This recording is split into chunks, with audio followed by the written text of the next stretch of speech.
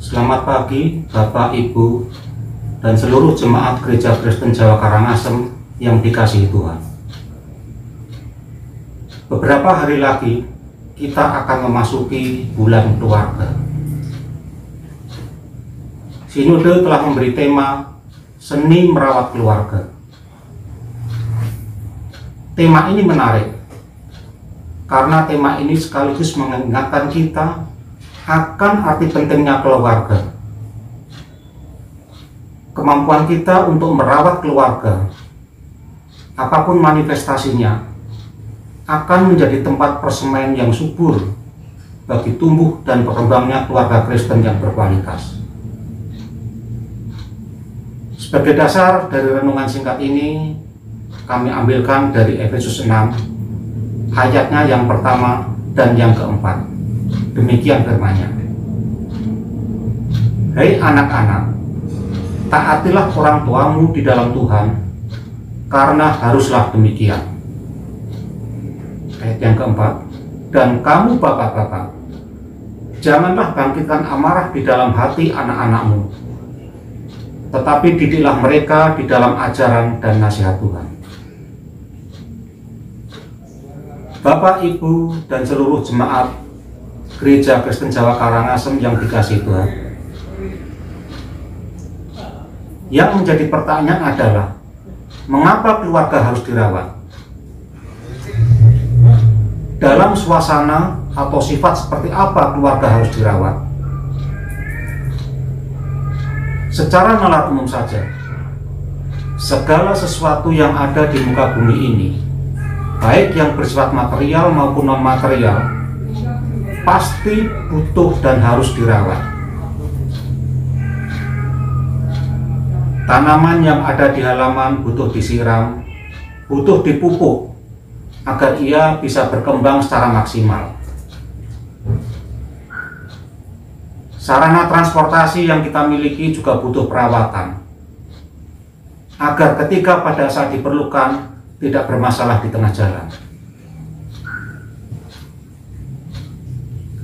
Bapak, Ibu, dan saudara yang terkasih, mengingat faktor-faktor yang menjadi pondasi di dalam keluarga itu sangat beragam, maka ketepatan di dalam memilih prioritas pondasi dasar sangatlah penting. Pondasi dasar itu ada yang kasat mata berupa materi, namun ada juga yang bersifat nilai-nilai. Dalam hal yang bersifat nilai, maka menanamkan religiusitas kepada anak dan kepada seluruh anggota keluarga sangatlah penting. Dengan bermodalkan itu, maka keluarga akan tumbuh kembang menjadi surga bagi semua penghuninya. Keluarga akan menjadi keluarga yang konstruktif, menjadi keluarga yang berkualitas, yang dalam skala luas akan membawa dampak positif bagi masyarakat. Bapak, Ibu, dan saudara yang dikasihi Tuhan,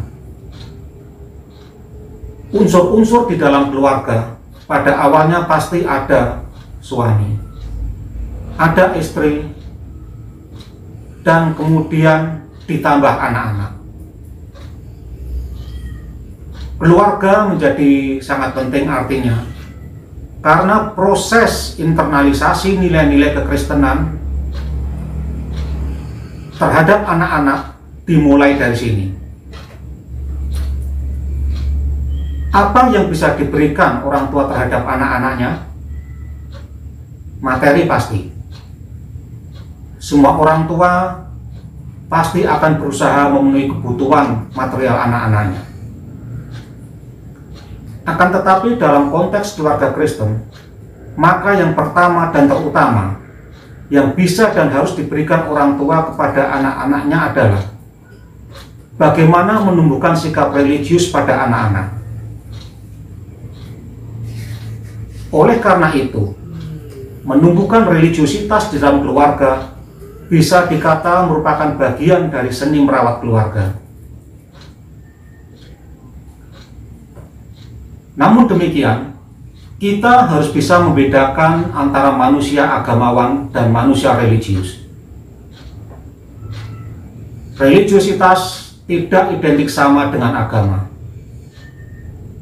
Seumumnya diandekan, dan itu memang wajar dan seharusnya. Orang yang beragama itu sekaligus orang yang religius juga.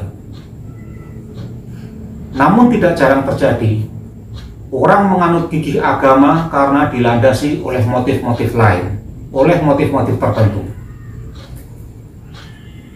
Orang semacam ini memang resmi memeluk suatu agama.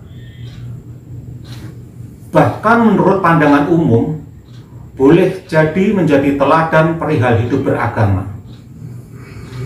Akan tetapi, sebetulnya dia kejam penipu orang lain dan diri sendiri. Ia beragama hanya sekedar untuk dihormati. Sebaliknya, ada yang secara lahiriah dia tidak menaati aturan agamanya. Namun tidak mustahil, orang yang seperti itu justru mempunyai rasa keadilan, mempunyai rasa kasih yang tinggi dibandingkan dengan yang pertama tadi.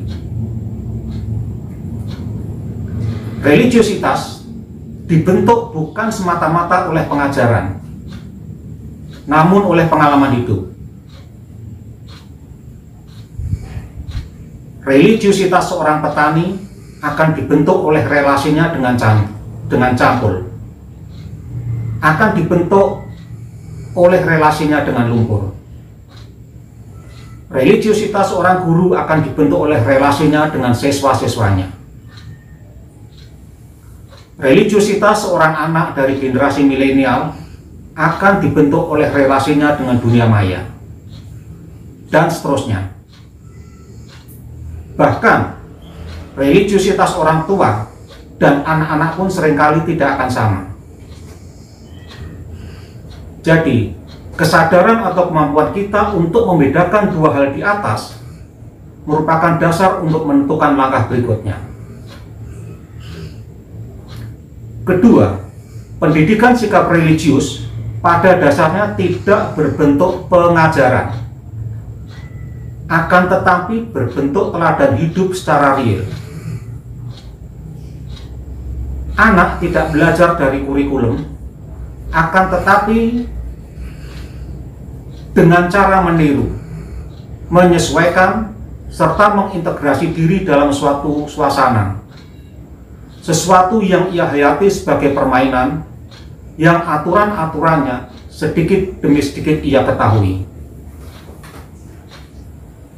Dengan demikian, pengajaran kepada anak-anak tidak semata-mata didasarkan kepada perintah-perintah atau larangan, namun dengan teladan nyata. Anak akan belajar langsung membentuk sikapnya. Dengan kata lain, anak-anak belajar langsung dari praksis hidupnya. Seperti tertulis dalam nats sebagai dasar renungan tadi, didiklah mereka dalam ajaran dan nasihat Tuhan.